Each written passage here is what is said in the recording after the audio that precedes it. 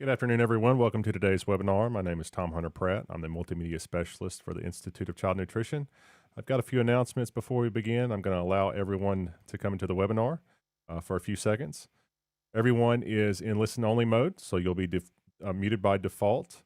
And at the end of today's webinar, you'll see a pop-up link asking for your feedback. You'll see a survey link, so if you would, go ahead and click on that, and your feedback is very valuable to us, so we'd appreciate it if you would answer those questions in that survey.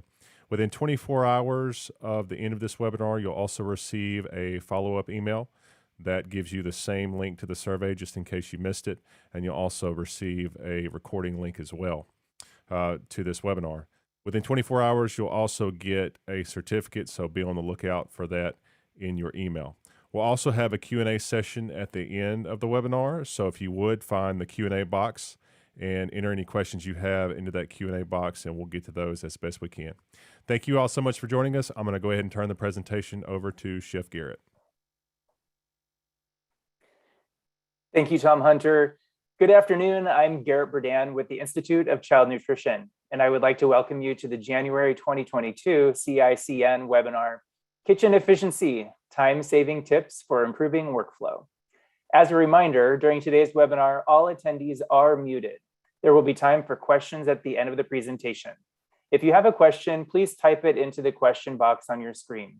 We will try to get to as many questions as possible, but due to our time constraints, every question may not get answered during the webinar.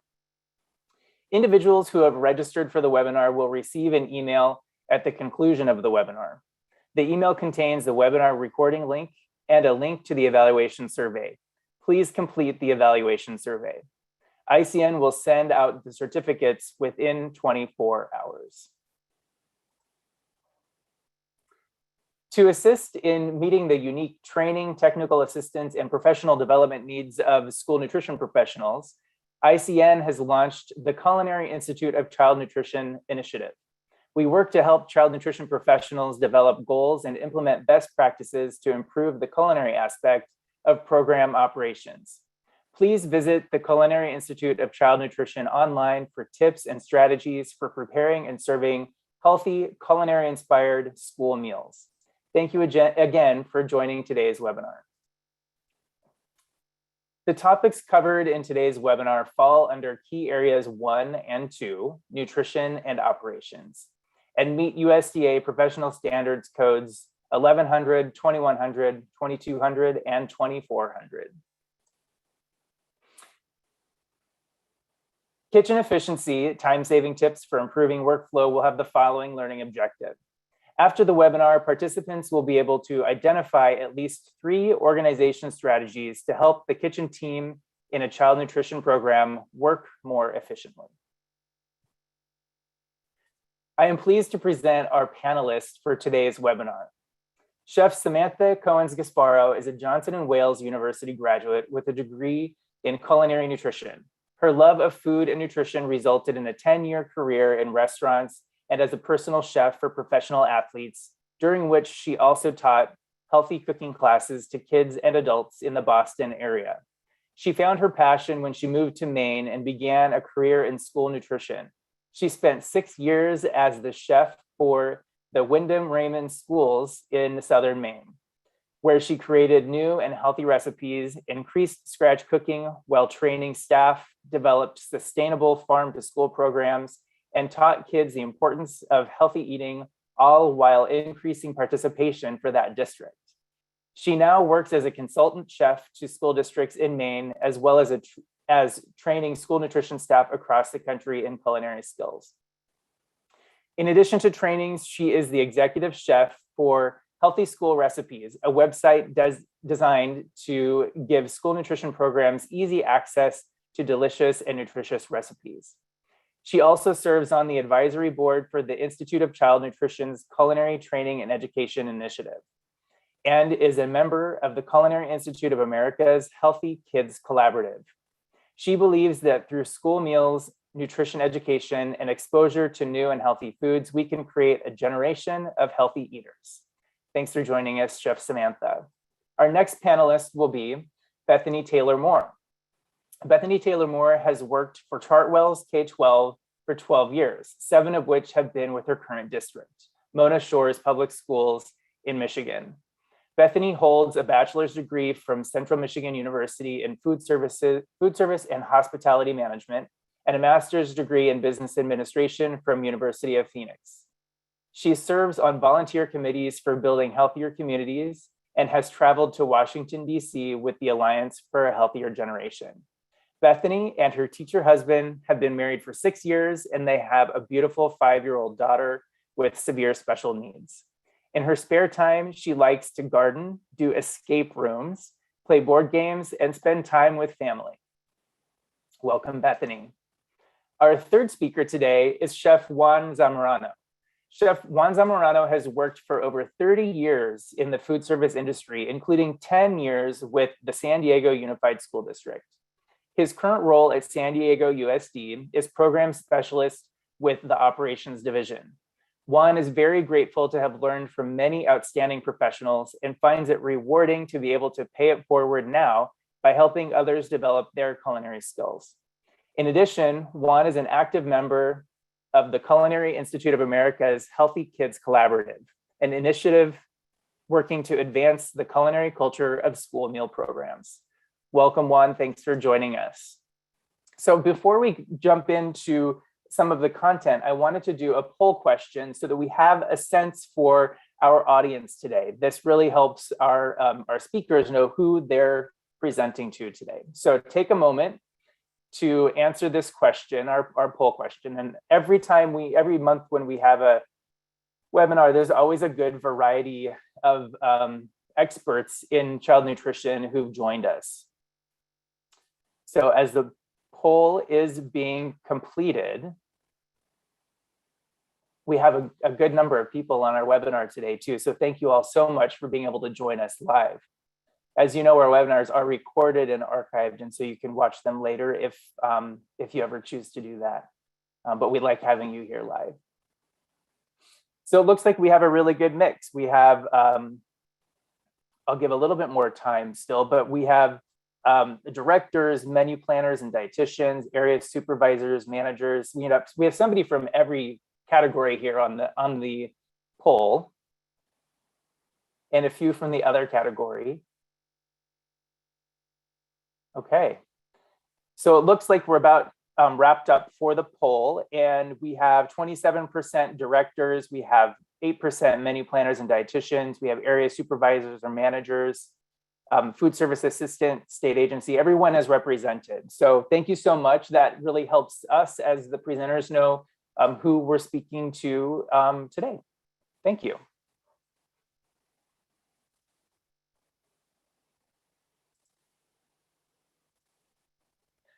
To introduce the topic of kitchen efficiency, I'll go over some basic strategies for staying organized and efficient in a professional kitchen. The key characteristics of an efficient food service system include adequate storage for all goods, adequate hand washing resources, standardized recipes, quality ingredients, and accurate forecasting, sufficient kitchenwares and equipment, trained staff, and a good kitchen layout. All of these factors come into play for efficiency. I'm going to go into a few more details on some of the different practices. If you work in a school kitchen, I'm sure you're already familiar with these 4 common efficiency practices used in professional kitchens. Today, I want to review these practices to reinforce the importance of each. We have use of cycle menus, standardized recipes, use of batch cooking practices, and practicing mise en place with everything in place. Starting with cycle menus, we know that cycle menus are a way to plan for both menu variety and repetition of familiar and favorite menu items. From my experience as a menu planner, the length of the menu cycle is anywhere from 2 to 5 weeks. Sometimes it can differ between the different age groups that you're working with.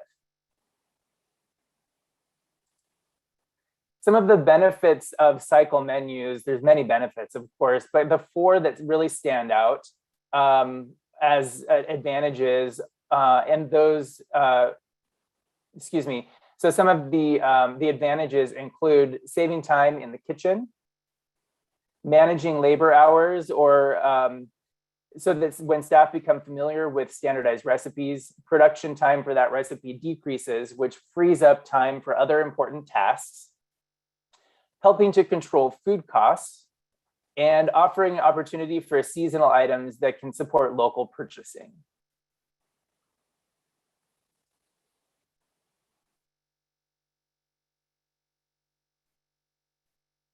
In school nutrition programs, we use standardized recipes to ensure consistent quality and yield. Standardized recipes also help simplify production, and they can include time standards for expected preparation time from start to finish. For these and other reasons, standardized recipes are an important factor in work efficiency. Batch cooking is another important factor. Batch cooking plays a role in kitchen efficiency in that product is cooked as needed, which helps reduce the amount of leftover cooked product that needs to be cooled for potential reservice. Batch cooking can also help reduce food waste in some cases. I'm sure many of you working in operations right now practice batch cooking in some manner. Now let's talk about the term mise en place. I mentioned that earlier, and it may be a familiar term, but you might not know exactly how it's defined. Mise en place describes a series of meticulous steps in the food preparation process. Mise en place is a collection of good work habits. It takes planning, effort, and practice to develop any habit.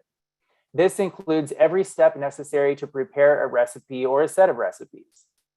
The good work habits include starting with a clean and sanitized workstation, read the standardized recipe completely from start to finish, gather all ingredients and utensils, including pans, containers, anything that you need for the finished product.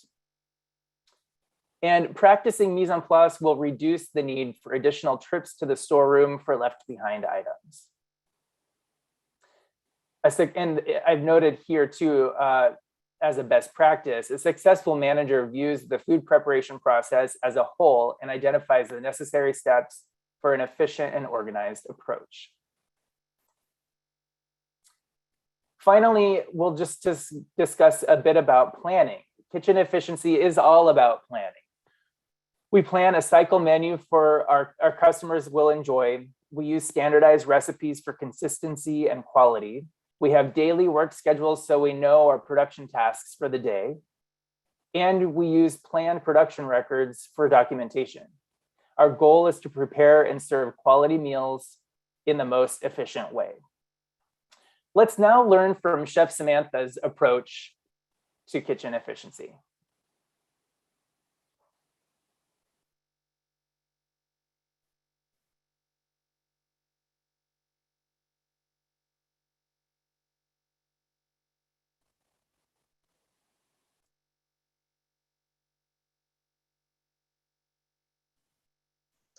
Hello, everyone. I'm happy to be here today. Today, I'm going to be talking about kitchen efficiencies, tips, and techniques to help you save minutes in your day, because we know in school nutrition that minutes and seconds really matter. These techniques will help with workflow as well as how to efficiently incorporate more scratch cooking. So the first topic I'm going to talk about is master prep lists and how important this is for school nutrition kitchens. It's a daily or weekly list that's up in the kitchen for all to see. If you're in a central kitchen, it might be on a large whiteboard, such as this photo by Stephen Menihart, who is the director in Boulder, Colorado, and he runs an amazing central kitchen there. So he has all this prep work and things that need to get done for the day to feed everyone. But if you're coming from a smaller district, it doesn't have to be a whiteboard. In one of the kitchens I worked in, it was just a piece of paper in a common area where you're writing down the tasks for the day or the next day or the week that you can all work together to accomplish. So this is really important to have a place where everyone in the kitchen can go see what needs to be done for the day. Another thing about master prep lists is it allows different stations to all work together and people to combine tasks. In a kitchen evaluation I did once, I went into a kitchen and there were 8 different employees working in there. And at one point during the the day, I think 7 people each got out a cutting board, a station, and cut tomatoes, whether using a knife or a tomato slicer. And so if you can understand what the master prep list is, you can have one person that's slicing all the tomatoes at one time. While that person might be doing that job longer because they're obviously slicing more tomatoes, it's saving time because it's only setting up and breaking down one station. And you're able to distribute those sliced tomatoes to every station that need it. So really working together can save time. And that would save every other person that took 15 minutes to bring out a station, slice the tomatoes, break down their station. They all have those 15 minutes back to do other things, which is huge in school nutrition. Another important point about master prep lists and station work and working together as you, if you incorporate that into your kitchens, is that when you create stations for your staff, depending on how your staff comes in as employees, what level, how many hours, the pay scale, I know that gets very complicated per district. But you can, if you are able to create stations of people that are within the same level and jobs of how they're working, then they rotate through so they understand all the things and all the stations that need to be done. Just gives everyone a better idea, every person in the kitchen, a better idea of the workflow throughout the kitchen. And when you're doing something like this, it's important to create timestamps. And that is someone such as a manager will come in and say, this sandwich station or salad bar station, vegetable prep station should take you an hour and 15 minutes, plus or minus 15 minutes to complete the station. And this important piece, thing to do is because you want to make sure that people are working together. And if someone takes 45 minutes to do that prep and someone takes 2 hours to do that prep, you could create conflict within the kitchen. And so you want to make sure that everyone's on the same page with how they are working. And obviously people's skills will be different. So you want to give them 15 plus or minus minutes based around that timestamp, but that can really help everyone work together and encourage also different staff members and help them out when they need it. So I think this is a great tool to create kitchen efficiencies and make sure everyone's working together, because that teamwork and collaboration within the kitchen is really the foundation to creating kitchen efficiencies and producing these meals for students, whether you're producing 500 meals or 30,000 meals. The next efficiency in school nutrition kitchens that I love, it's one of my favorite things to do, and I found it so incredibly helpful for the district I worked in, is this freezer as a pantry model. So anything I could freeze, I did when I worked for my district. We fed about 3,500, our district was 3,500 kids, and in total over 6 schools. So on the smaller side, but we froze everything. And this enabled us to really create some amazing scratch cooking dishes with minimal labor, from just basic ingredients to entree items to processing leftover produce, farm to school and processing that, as well as using leftover menu items in future menus. So this is really a great tool to have. So this freezer is a pantry, just to briefly go into it. For menu items, it really comes in handy for pulled pork, taco meat, anything you make, like pulled pork, you want to make in bulk and then freeze and use for later. So we would get pork shoulders as a USDA item, and we'd roast a whole bunch at once, throw them in the Hobart mixer when they were done. And in less than 5 minutes, we had tons of pulled pork that we would use on the menu that day and then freeze for future menu items. We did this with everything. So we had a baked potato bar on a Monday with all scratch made toppings, but it was on a Monday, our biggest prep day, the most hectic day of the week for us. And it would be all scratch items, because all we were really doing was baking off potatoes, which was pretty simple. Everything else was coming right out of the freezer, from cheese sauce to pulled pork to buffalo chicken, you name it. So we could pick whatever we wanted, whatever we had, and enable us to give these students this amazing scratch-made meal that was really minimal labor. So it's going to take you, the labor part with scratch cooking is that the setup, right? The prep, you got to get all your ingredients, you got to set it up, and then you have to do all the dishes afterwards. But when it comes to, so you might have a little more prep time if you add more pork shoulders in there, but really, there's not much difference in the prep time between, 20 or 50 pounds of pork shoulder and 100 pounds of pork shoulder. But that's a big deal when you're making that each time you're serving pork. So this is also great for soups and everything like that. The next item is freezer as a pantry that's really helpful for school nutrition kitchens is ingredients that that you can use that really develop flavor, from ginger to garlic to citrus juice and zest. Citrus juice and zest is one of my favorite things, and it really adds a lot of flavor. However, it's, to juice a lemon or juice a lime, that's going to take you a long time. So there's an ingredient that you can actually buy fresh pasteurized lemon or lime juice, and it usually comes in for the refrigerator, and you can portion it out in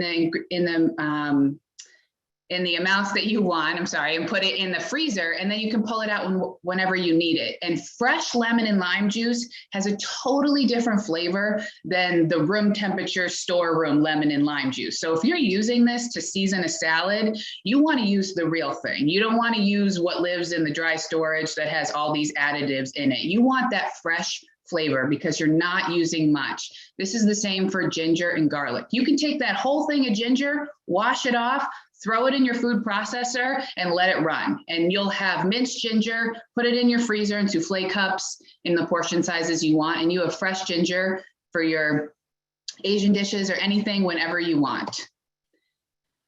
Also, this is a great way to process any leftover raw vegetables. We used to do this in our district with 2,000 pounds of tomatoes every summer to roast those and use them all year. Also rice, pasta, these are great things. Make the rice ahead and make an oven fried rice. You want that rice to be cooked and cooled when you use it anyway. Put the rice in the freezer, leftover pasta, chill properly, and then put it in the freezer, and you can add it to any soups. And it really gives you that versatility and saves you time with incorporating more scratch cooking into your district. This oven fried rice is a recipe I developed for the district I worked in Maine, and it is one of my favorites. I just love the flavor. I make it all the time at home too. That's how you know it's a good recipe, when you want to bring school menu recipes into your home. That's what I strive for. So the next thing I'm going to briefly talk about is just a little bit of, Chef Garrett talked about this at the beginning, but really cycle menus are so important for all the reasons Garrett talked about.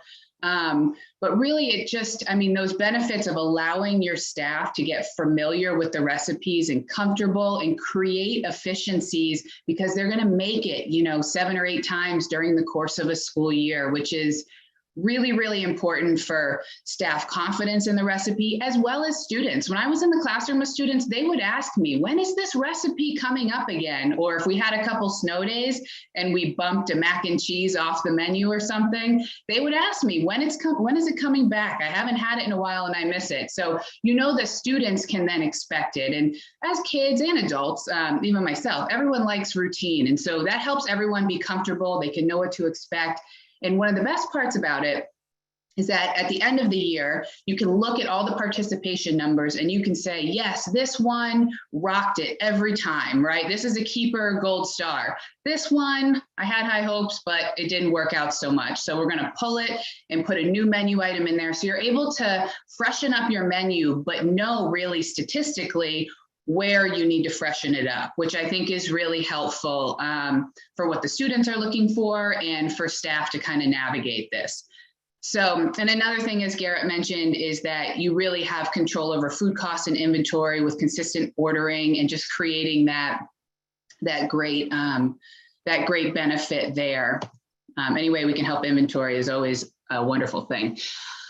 So this is just an example of a K-5 cycle menu that was developed for the Indiana school menus. And I always like to start when I develop cycle menus, it's K-5. You create a base and then you build on that. So here we have a baked potato bar, right? You might do chili and cheese sauce for K-5. You might do buffalo chicken and chili for 6 through 12. So really you can jazz this up and really, you spice it up for the older kids. And you have breakfast for lunch, French toast sticks for your K-5, but for the older kids, maybe you're subbing in a breakfast sandwich. So just really elevating it to what that flavor profile and needs of those age groups. But save yourself a lot of work and create a base first, because then you're just altering the base and not reinventing the wheel every time. So another thing I did for my district that was really helpful was I created a cycle menu book so that anybody could come into the kitchen and find that day that we were on in the cycle menu and cook that meal and order for the next week if they needed to. So what this did is it just created a standardization of all the recipes. So we had a 6-week cycle in our district.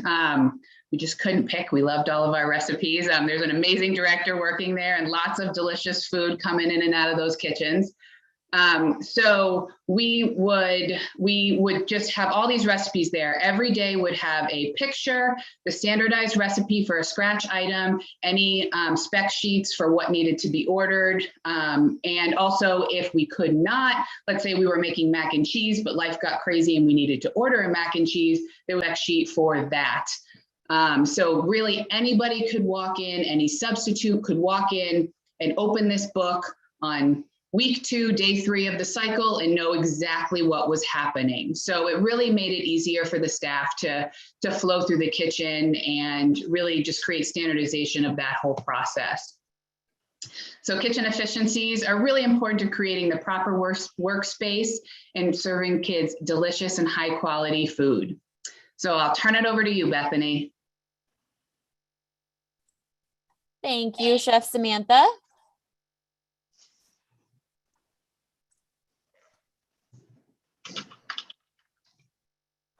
Can you see my screen? Perfect. Okay. All of us are looking for ways to make our kitchen and staff more efficient, especially in the wake of a pandemic. Staff is hard to find, products are not coming in, etc. We're all stressed to the max. So what can we do to make things a little less stressful? Organization is key. So creating specific workstations, like Chef Samantha said, make sure there are clear workspaces set out in the kitchens for different duties, and cross-contamination is a serious concern for guests with food allergies, as well as keeping the food safe. Do what you can to prep ahead of time. Like she said, cooking meats ahead of time will save time and oven space, especially when your kitchen is short-staffed. We are investing in a smoker. Currently, we're borrowing one, but we're investing in a smoker so that we can do smoked meats to make it easier to do the meats for the whole week. And using a tilt skillet to make pasta the day before. Invest in your staff and listen to their feedback. Observe the full prep and service time to get an accurate picture of what is happening, and ask them how they feel they can be more efficient. I know that I'm a control freak, so I go in and I try to change things, and then they tell me that that's not going to work. That is not how we can do it. So I'm learning slowly to make sure that to listen to them and view things from their perspective. Create an employee manual, just like with the menu books. Much like Leslie Knope, I like making binders. Beyond the standard operating procedures, I try to give as much information as possible to my staff, including recipes, product numbers, serving sizes, line diagrams, and what pans and serving utensils to use, because again, I'm a little bit of a control freak. Creating production day schedule. We just got new equipment at my high school. And so with that new equipment came new menus and a need for a production day schedule. So weekly we are doing fresh burgers.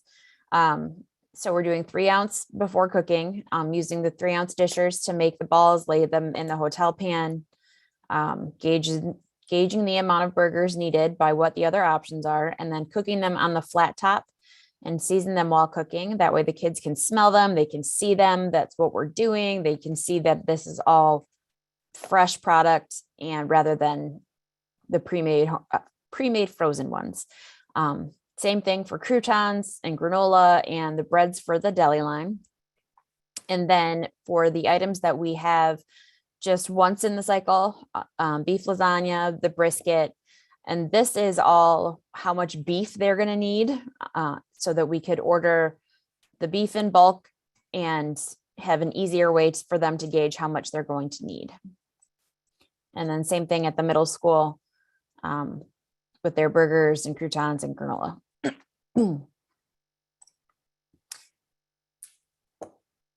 A lot of the time we have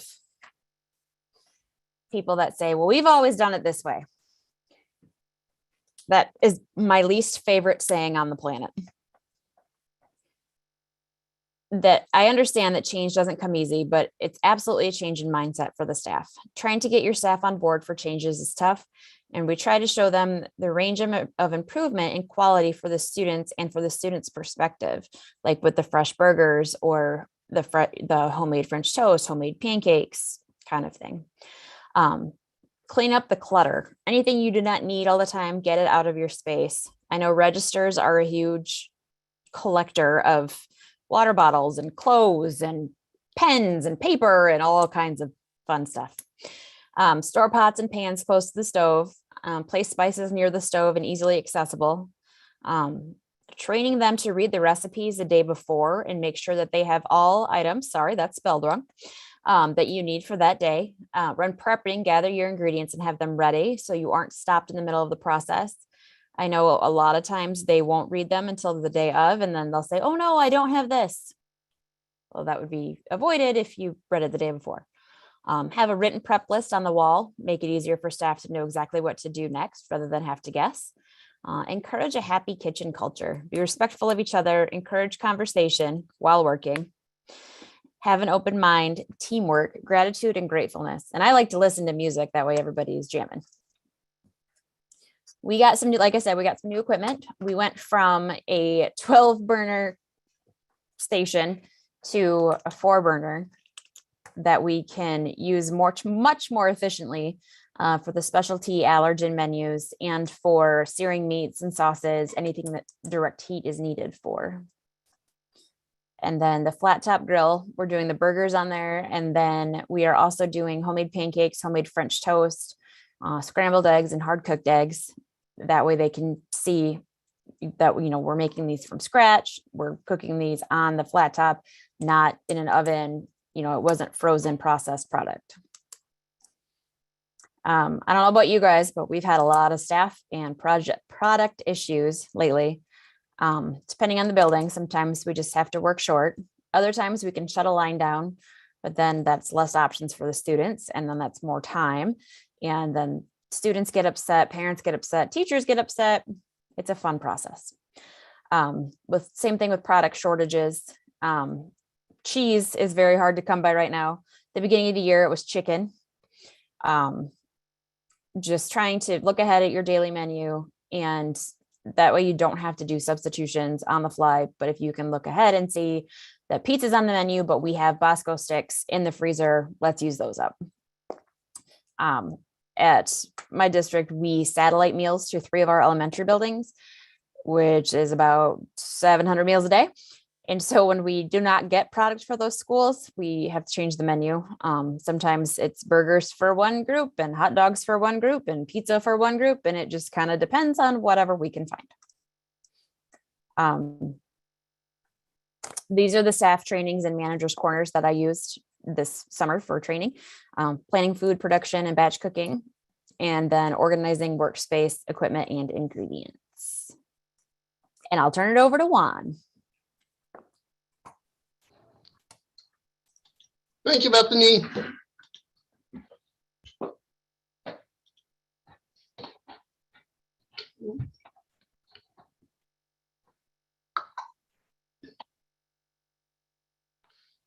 Is my screen on?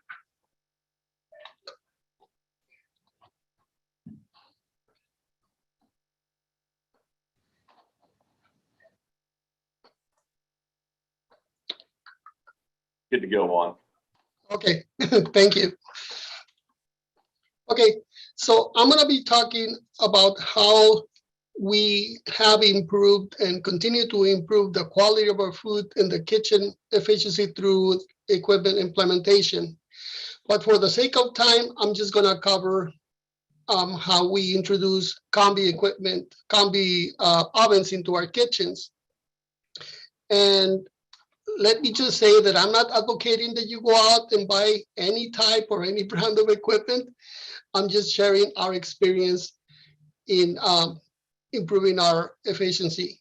So I'm going to cover what our goals were, who's responsible for what, keeping people in the loop, executing a plan, and evaluating that plan and taking corrective action.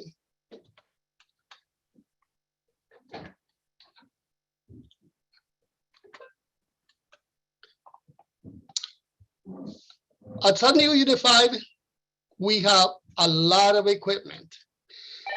We have over 300 scales, over 900 knives, 35 Combi Ovens, 14 CL55 RoboCoops, and behind every piece of equipment, there is people who need support in the form of on-site training, boot camps, recipes, manuals, tip sheets, any type of real-time support. As you will see soon, the installation of the equipment is a very small part of the whole process. And if you really want to set up your production teams to succeed, I'm not going to lie to you, that takes a lot of work, it takes time, and it takes understanding what the training needs of your teams are. So this is our Combi Oven implementation plan. We've been using this plan for over 6 years, and so far it works pretty good. When we introduce a new Combi oven into one of our kitchens, the first thing we do is we purchase the oven, we store it in our warehouse. Then we schedule the oven to be installed. After that, we schedule the oven to be commissioned. At that point, I order all of the cleaning chemicals, make sure that we have all of the racks that the oven is going to need and ship them to the site. Then I schedule a basic startup training with the regional sales manager, with the team where the oven is going to be installed. I go ahead and create the recipes. I personally test each and every recipe and then program the recipes into the oven's memory according to the site's menu. I also provide the production team with a binder full of resources for them to operate their Combi oven successfully. Maybe a week or 2 weeks after, I go back to the site and I conduct a follow-up training that is more specific to the way we cook at schools. And after that, when any work orders are generated, it is my responsibility to evaluate the work orders and decide whether we're going to be routing those work orders to an outside service provider, or if we're going to generate an in-house work order. If it's like a programming issue, I'll take care of that myself. And beyond that point, it's all pretty much support work. I update recipes, update the menus when menus change, clean the oven's memory, perform follow-up training, and I stay current with any Combi oven developments. Okay, so once all of the behind-the-scenes work is done, it's ready for showtime. So I usually organize all of the oven recipes into days. So when the cooks are ready for production, all they have to do is they tap on the day of the week. All of their recipes pop up in the way of pictures. They tap on the picture of the item they're going to be cooking. The oven goes into preheat mode. And after that process is completed, the oven will prompt the cooks to load the product and then to close the door. And from that point on, the oven takes over the cooking part. So our ovens will detect how many pans we put inside the oven. It will detect the size of the product, the internal temperature of the product. So the cooks don't have to go back and peek through the window and see if the hot dogs are burning or not, because the oven is going to make any adjustments to give us the results that we programmed the oven to do. So this type of technology allows our cooks to focus on other things like production, receiving, customer service, or any labor issues that may come up.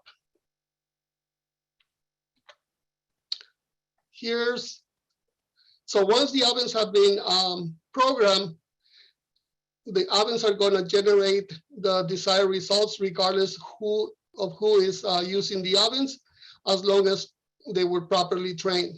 Here's some examples of some of the heat and serve items that we do. And below, there's some examples of some freshly prepared meals and overnight roasted items that we cook in our ovens. Overnight roasting is just as simple as doing any other type of cooking. At the end of the day, the cooks load the product into the oven, they preheat, then they probe, they close the door, and then they go home. The following day, their product is going to be perfectly cooked. They can transfer the product into a holding unit or start portioning the product for the day service. So that's really, really cool.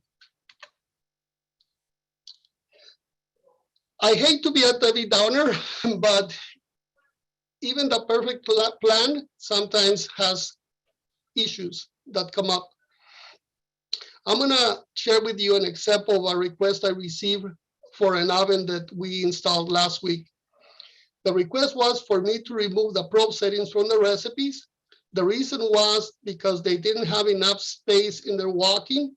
They were storing their prep rack in the freezer. So in the mornings when they pull out the prep rack, everything was too frozen to probe. The problem with removing the probe settings from the oven is that the probe is one of the main technologies or the main features for the ovens because of food safety, texture, coloration, and cooking time.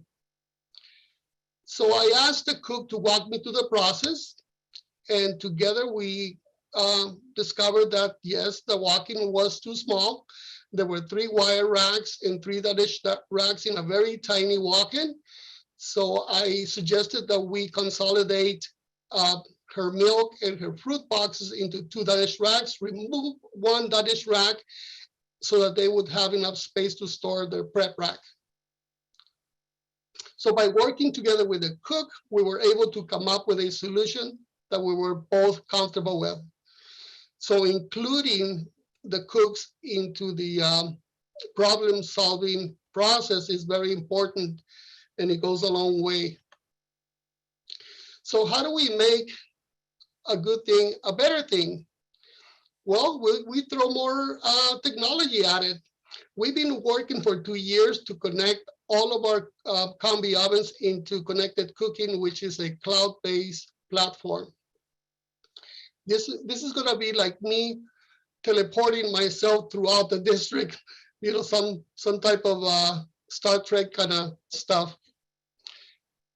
If we connect our ovens to Connected Cooking, I'm going to be able to monitor the cooking schedules, the cleaning habits. I will be able to receive any malfunction alerts in real time, access HACCP information, edit profiles, organize their menus remotely, update recipe settings, create menu groups, delete and create recipes, all kinds of things.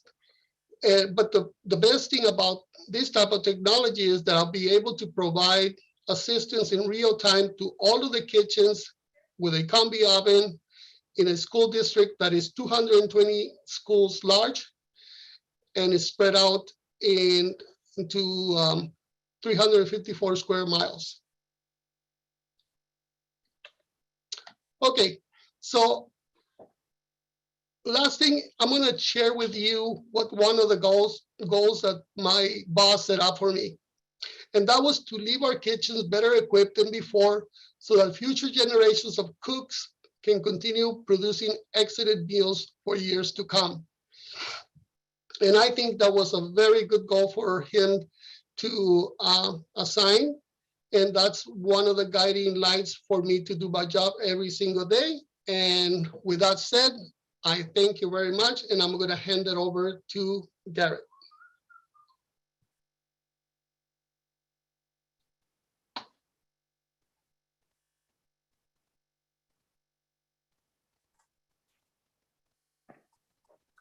Thank you very much, Chef Juan, Chef Samantha, and Bethany. Thank you all so much for what you shared with us today. You all provided such useful and interesting tips on this topic, and you're all coming from a different perspective.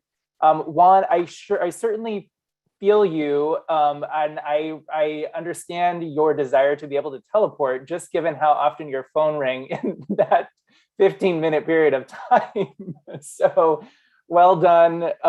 You're a very busy person.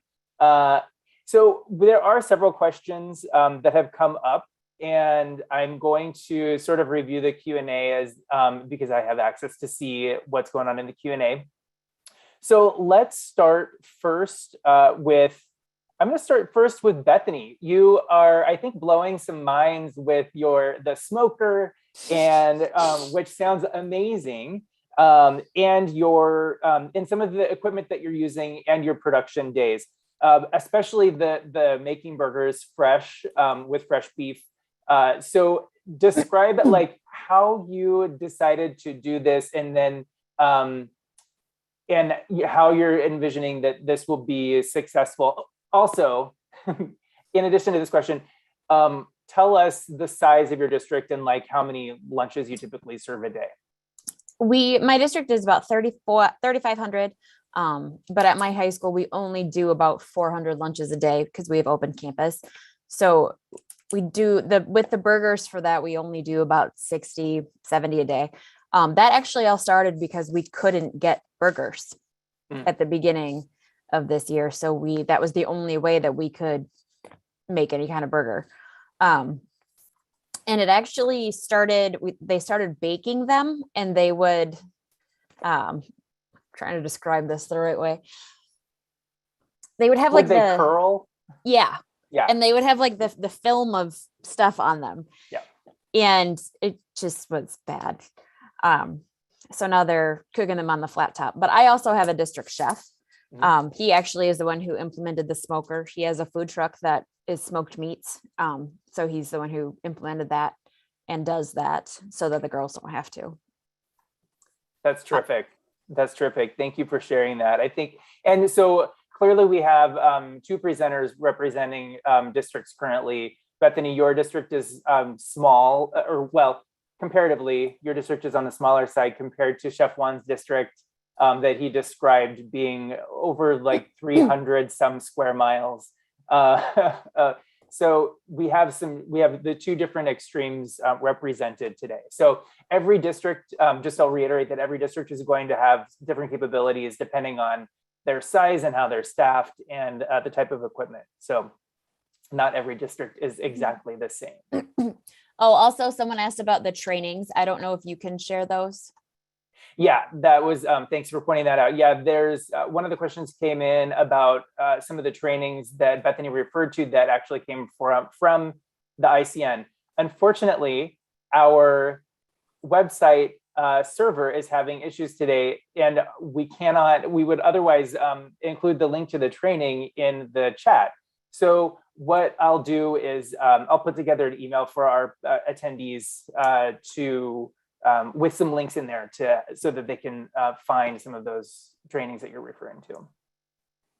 And by the way, I feel you on your affinity for binders and organization and line diagrams. So well done on that. Sam, I have a question for you that has come through the Q&A as well. You referred to timestamps, and I had called it time standards. It's the same thing. Could you elaborate a little bit on how when you were in that role, how you worked to establish a time standard? Yes, so there's a few different ways based on what size district you are. The larger district, what you're going to do is probably just establish that yourself within reason to, what the person's skill set is that do it, and the average person's skill set that's going to come in and do it. So I think that would be one way to do it, is you just set, someone comes in, a manager or the cook, and they, or a chef, and they come in and set the standard with some wiggle room. But then also, if you have a smaller district and you rotate stations, it's really good idea to just take a time on all of your all of your staff and how long it takes them to run through it. And then you just find yourself an average. I am a huge fan. I never liked math growing up, but I find myself, the more I'm into cooking, I gravitate towards numbers. Like I call them culinary statistics. I can scoop 96 meatballs in 1 minute and I feel really proud about that. And so it's like all of these things, how much time does it take to run all the trays through a dishwasher? If you're kind of balancing that, should I get disposable or should I have solid trays? Like everything comes down to time. And if you can shave off, seconds or minutes or seconds really from several tasks, that's going to add up to minutes. And that makes a huge difference to have a few extra minutes when you have a swarm of kids coming at you ready for meals and service. So that's really how I look at the kitchen. Everything sort of breaks down to timing of it all and where can you find more, because there's always ways, like having more trash cans in the kitchen so you're not taking those 5 extra steps every 20 minutes to get to the trash can, because that's so many seconds and so many minutes.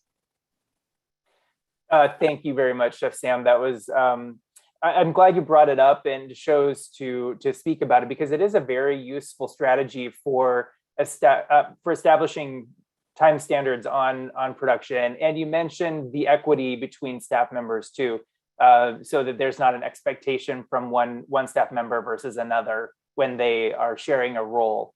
So that I think is very helpful tool that I don't see used very often. So that's perhaps something for our audience to consider. There's a question that came through the Q&A that I'll start with Chef Juan, and then I'll turn it over to Bethany, since you're doing something sort of similar. Juan, you showed us the flow chart of how you will implemented your Combi Ovens and how you would probably implement other types of equipment. One of the questions that came in is regarding the overnight cooking. When you started doing that, did you have to create a separate HACCP protocol for overnight cooking, or was it like a SOP? How did you approach that? I created a HACCP plan for all of our overnight roasting, and all of the cooks who are involved in doing overnight roasting go through that training. So far, I mean, we have cooked thousands and thousands of pounds of product. And in probably 8 years, I think we lost 1 or 2 loads, which speaks for the reliability of the technology and the training and the competence of our employees. Well done, Juan. That's commendable for sure. I think that you have an exemplary training program in your district in getting your all of your staff set up and ready to do that type of production. Bethany, would you be willing to share your processes for your overnight cooking? We haven't had to do that yet, but my chef he'll get here at 3, 4 in the morning and then just hang out and do stuff until it's done. So you'll essentially shift your production schedule for the day based on the needs. Yeah. Okay, great. Okay, thank you. Bethany, while I have you, one of the questions that came through was, what are you planning to use your smoker for? What types of products? Beef, pork. We actually did a pork like a cookout kind of thing for the staff and used an entire pig and had they loved it. They thought it was so cool. I mean, we had like the apple in the mouth of the pig and everything. It was disgusting. But we smoked it, and then the staff was all able to see too, like the entire pig and how, like, what the process was on that also. Great. That sounds really exciting. A lot of opportunities and potential for developing flavor, Yes. Which, by the way, is the topic for our webinar next month on February 3rd. It's all about flavor development and how that can help reduce overall sodium. But that's smoking technique. I think that's just going to be a really amazing treat for your customers. There was a question that came in about what a Combi oven is. We've been talking about it so loosely. And just briefly, Well, actually, Juan, would you mind describing what a combi oven is?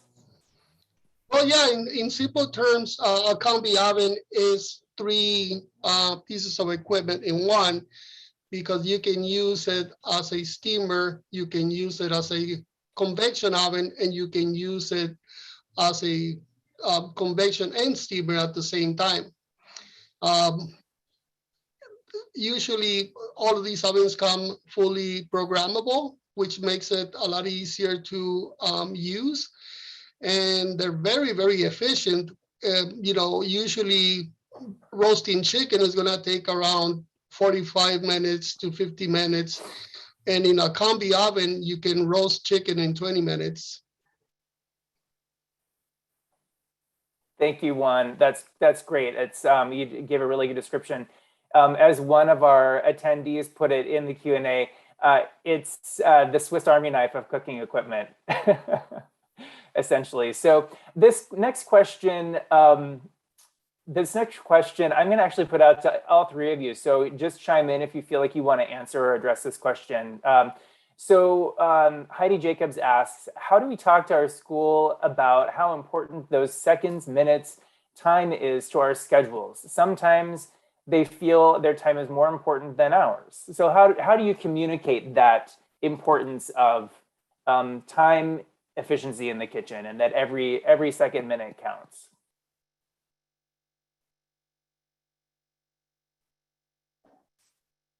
How, just to clarify, the question is how to communicate to school nutrition staff, or how to communicate to the rest of the school? I'm going to take this as school nutrition staff. So imagine that you're a manager and you're needing to communicate the importance of being efficient, and where you can shave time off from one task that may then be able to be added to some other task that needs more attention. So how do you communicate that? I would, I'll step in and say when I would do it, when I work with kitchen staff, I like to do everything with them. So if you're going to create time standards, time stamps, you need to be willing to be in the kitchen with them, and kind of that person runs through it with them, but being there to help them see that this is going to take, just walking through it with the staff, if that's possible, and communicating. And I think a training is probably a good idea to walk through it, but it's really easiest for them to see when you're actually doing it, and make it fun. It's not supposed to be like, you must do this, you make it fun. And maybe I'm the only one that ever thought this was fun, but we'd have like races for who can, scoop meatballs, because we made our own meatballs, or a time for, we just timed ourselves doing everything. And I was even working in a kitchen recently, and we were scooping something into a container, and I said, oh yeah, this was my time, I just did this in a minute. And I walked away. I didn't, and on her own, the person did it too, and then wanted to tell me about her time. And I really want to get better. Like, it was just a fun activity. It wasn't a daunting task. So really, it's the attitude in which you approach it, I would say. Thanks, Chef Sam. I like that idea too. The importance of being there with your staff and participating alongside. I'm scanning the Q&A here. Lots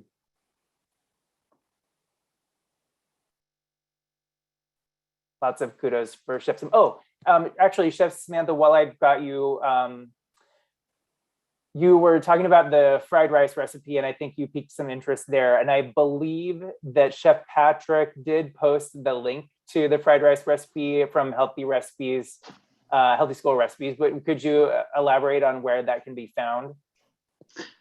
Yes, that can be found by searching oven fried rice on Healthy School Recipes. And Chef Patrick, I did see he put it in the link, so thank you. It's one of my favorite, because pretty much like it's just dumped from, pineapple from a can. It doesn't require a lot of chopping, dicing, but you have a great flavor. You just toss everything together and lay it on a sheet pan and let it do its thing. So it's one of my favorite easy recipes to kind of make rice more exciting and start to get away from that plain steamed rice.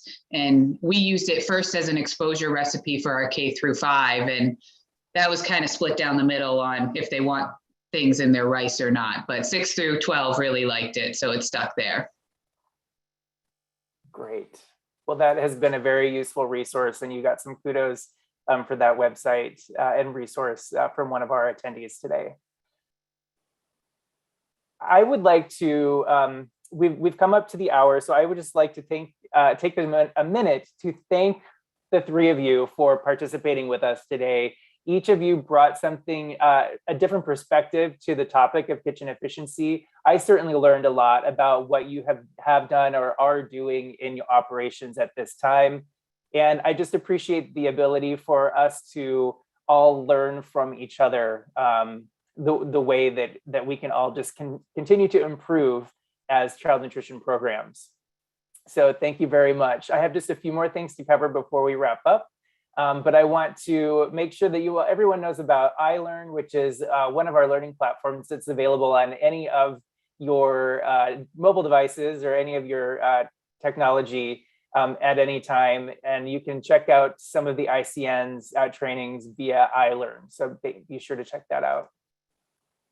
Also, please visit the icn.org/CNRB for the Child Nutrition Recipe Box, which is where you'll find all of the USDA recipes for child nutrition programs, and the icn.org/CNSS, which is the Child Nutrition Sharing Site. There's some really great resources there that come from our community of child nutrition professionals.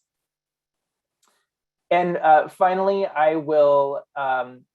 I'll invite you to follow us on social media. That's one of the ways that we share out when we're going to have a webinar or any other information. So please do follow us on Facebook, Twitter, Instagram, or Pinterest.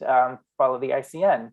Once again, thank you so much to Chef Samantha Cohens-Gasparo, Bethany Taylor-Moore, and Chef Juan Zamorano for your time today. All of us at the ICN truly appreciate you, and we hope that you all have a great rest of your week.